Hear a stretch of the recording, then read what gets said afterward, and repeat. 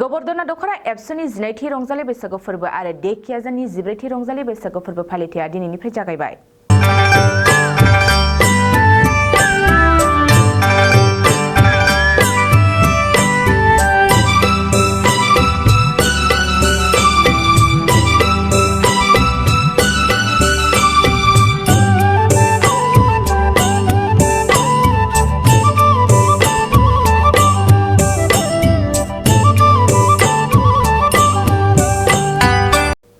गोबोरदना दखरा एबसु आरो डेकियाजान रंजालि बैसागु फोरबो फालिथाय आफादनि बानजायनायाव रंजालि बैसागु फोरबो फालिनाया दिनैनिफ्राय साननैनि हाबाफारिजों गाजा गोमजायै मेहेरगोनां हाबाफारिजों जागायबाय।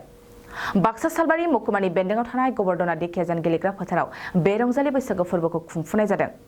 खुंफुं आफादफोरनि फोरमायनाय बादिब्ला बर' हारिनि राव हारिमुखौ जौगाहोनायनि थांखिजों सिगांनिफ्रायनो बेबादि मेहेरगोनां हाबाफारिखौ लानाय जायो। मख'नो गोनांदि हाबाफारिजोंनो सोमोन्दो लाखिनानै ओनसोलनि गेलेगिरिफोरनि गेजेराव बुलुर गेलेनाय बादायलायनायबो होनाय जायो। मिथिनाय बादिब्ला देग्लायनि बुलुर बादायलायनायनि देरहासार बान्था हिसाबै 5,000 रां आरो नैथि बान्था हिसाबै 3,000 रां राननाय जागोन। नंगौ खुलुमबाय बड'लेण्ड बुब्लि नायगिरि आरो बड'लेण्ड बुब्लि गासै कर्मकर्ताफोरनिसिम आंनिफ्राय गोदान बोसोर बैसागोनि गाहाम हामलायनाय थाबाय। दिनै आंखो गोबोरदना आनसलिक एबसुआ दिनै बैसागु फोरबोनि बिथांमोननि 12थि बैसागु फोरबो फालिथाय सान आरो डेकियाजाननि गामिया जों लोगोसेनो लाफादों बिथांमोननि दिनै 14थि बैसागु रंजालि बैसागु फालिथाय सान थ' बिथांमोना दिनै आंखौ बेयाव बुलुर बादायलायनायनि फिथा हास'नाय बेखेवनायाव आंखौ लेंहरदोंमोन। थ' बिथांमोननिसिम आंखौ लेंहरनायनि थाखाय आं बिथांमोननिसिम आंनि गोसो गोरबोनिफ्राय गाहाम हामलायनाय थाबाय। लोगोसेयैनो बिथांमोननि जि साननाय आसा आकांक्षा बे गासैबो गोदान बोसोराव जाफुंथों होननानै आङो बिथांमोननिसिम गाहाम हामलायनाय थाबाय। रंजालि बैसागुखौ जानो हागौ गासै रायजोआ मोजाङैनो मोजां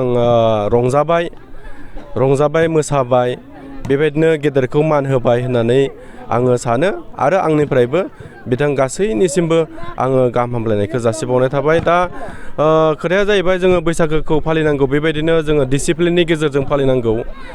बेखौ दिनै एबसुआ गोदोनिफ्रायनो फोरोंबोबाय थानायखौ जों नुदों। मोसानाय फोरोंदों मोसानाय माबायदि गेदेरखौ माबायदि सनमान होनांगौ बेबायदि जोङो गोदोनिफ्रायनो नुबोदों। थ' एबसुआ बे खामानिखौ मावनानै जोंनि समाजखौ गोबां गोजौ फारसे दावखोहोबाय होननानै दावखोहोबाय होननानै आं सानो आरो। थ' बेबायदिनो बिथांमोना बैसागु रंजानायजों लोगोसे दिनैनि बे गुबुन गुबुन खेला दिनै होनायनि आखायाव लादों। बे आखायाव लानायजों लोगोसे बिथांमोना दिनैनि बै बुलुर बादायलायनायखौबो लाफादों आरो। थ' आं रायजोखौ उन्दै गथ'फोरखौ खावलायो जाहाथे खेलाखौ जों बयबो गेलेयो। खेलाखौ गेलेनांगौ खेला गेलेनानैबो जोङो गावनि जिउखौ लाइफखौ दानो हायो। जोङो खेलाजोंबो जोंनि देहाखौ गुफुङै लाखिनो हायो। थ' बोराय बुरै जेबो फाराग लाखियालासे जोङो खेलाखौ गेलेनांगौ। बेयाव गथ' मानसियाल' गेलेनांगौ होननानै आं साना। जोंनि गोबां बर' मानसिफोरा सुबुङानो बैसो जाबाय होननानै खेला गेलेया ओरैनो किसुमाना न'आव थायो देहाफोरा गाज्रि जायो फेट जायो बेबायदिनो जोंनि बेरामा साग्लोबनो चान्स मोनो आरो जुदि फेट जायोबाथाय बेखौ आं सानो। थ' इयुनाव बेबायदिनो खेला गेलेथों खेला गेलेनानै जुदि नोंथाङा मुं खामायनो हागोन बेखौ आं सानो आरो। नंगौ थारैनो जोंनि बे रंजालि बैसागुआ थारैनो उन जानानै थायाखै। गोबां जायगायावनो जोङो सेलेब्रेसन खालामनायखौ नुदों। सोरबाया सिथ्लायाव थांनानै सोरबाया फिल्डआव सोरबाया हान्थु खरायनानै बेबायदिनो जों गोबां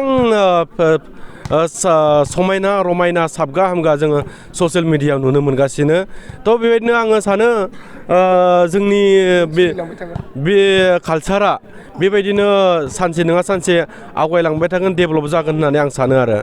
थ' बेजों लोगोसे जोंनि कालचारा बे नर्थ इस्ट इण्डियाआवनो सबसे धोनिसिन होननानै जोङो गोबाङानो मिथिगौ।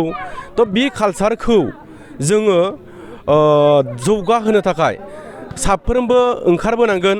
दा जोंनिया किसु गामिनि बोराय बुरैफोराल' ल'सो जोङो सिगांफोराव मानिनायखौ नुयोमोन। दाबो जोङो खम नुयो जोंनि मानसिफोरखौ। दा एसे बारायबावनांगौ आरो गामसा गाननांगौ। गामसा गाननो जोंहा एबसुआनो फोरोंखादों आरो जोंनि गोदोनिफ्रायनो बियो सोलिबोबाय थानाय गामसा गाननानै। थ' जोंनिया बहुतानो आर'नाइ लाया बैसागोआव फैनानै। जोङो गुबुन एसामिसफोरनिखौ नायोब्लाथाय उन्दै गथ'फोरखौनो बिथांमोना ओरैबायदि बिहु फालि पिरन गानहोनानै बिथांमोना गोबां माबा खालामो फोरोंबोयो उन्दैनिफ्रायनो फोरोंबोखायो। थ' जोङो नंगौ देरनानै जोङो लाजिहोयो गासै मावफेरि खामानिखौ मावनो।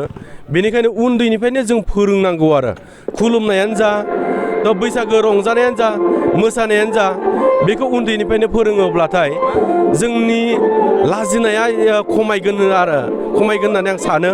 आरो बेबायदिनो गासिबो बाहागो लागोन। बेखौ नुदाव आरो ज' ओंखारलायबासो जोङो गोसोखौ खुसि मोनो नालाय। बेनिखायनो जाय बिथांमोनाल' फांसनखौ दिनैनि बे प्रग्रामखौ लादों होननानै बिथांमोननोल' आगारनानै दादों। जोंनि रायजोफोरखौ, खाथि खालानि रायजोफोरखौ आं खावलायो जाहाथे गासिबो बाहागो लानानै साबगा हामना खालामो। बेखौ आं खावलायनो सानो केमिस्ट्रि आयदानि थाखाय सा 7 फोरोंगिरिफोरनि गोनांथि जादों। बेफोर आयदानि थाखाय बिजाथिफोरा MA, MSc, BEd आरो DLED थानाय जानांगोन। लोगोसेयैनो सायख'जानाय बिजाथिफोरनो दानबान्थाखौ 10 निफ्राय 20,000 रां, 10 निफ्राय 30,000 रां आरो 8 निफ्राय 14,000 रां होनाय जागोन। गोसो गोनां बिजाथिफोरा गुड शेफार्ड नेशनेल स्कुलनि नैबे मबाइल नम्बर 6000438282 आव WhatsAppनि गेजेरजों फोरमान बिलाइखौ दैथायहरनो हागोन।